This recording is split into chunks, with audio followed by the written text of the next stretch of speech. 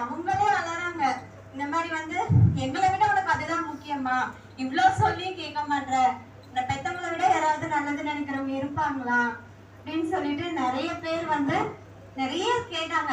எங்க family relatives எல்லாருமே வந்து உட்கார்ந்து அட்வைஸ் பண்ணாங்க. காலையில ஒரு 11 மணிக்கு ஸ்டார்ட் பண்ணாங்க, ஈவினிங் 4 மணி வரைக்கும் அட்வைஸ் பண்ணிட்டு இருந்தாங்க. வாயே திறக்கல.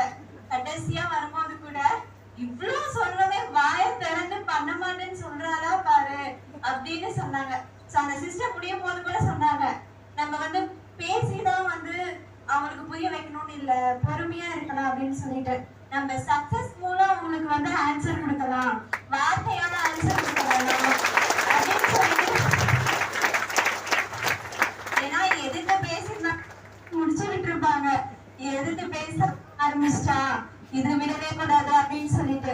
அதனால அன்லி சைடும் பேலன்ஸ் பண்ணணும், வெஸ்டேஜையும் பேலன்ஸ் பண்ணணும். ஈவனா நம்ம பேலன்ஸ் பண்ணி இந்த பிசினஸ் நான் பண்ணினேன். சோ அதனால இப்ப நான் டைமண்ட் இருக்கேன். ஹையஸ்ட் இன்கம் வந்து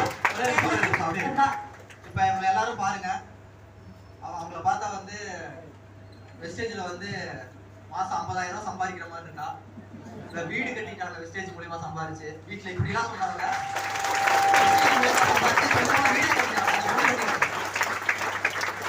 நம்ப முடியுதா? அந்த பொண்ணை பார்த்தா அப்படியே தெரியுது. அந்த பொண்ணு வந்து சொந்தமா வெஸ்டேஜ்ல சம்பாதிச்சு மாசம் மாசம் இன்கம் வளர்ந்து இப்ப 50,000 ஆவரேஜ் எவ்வளவு இன்கம் எடுக்கிறீங்க? 83,000 ரூபாய்.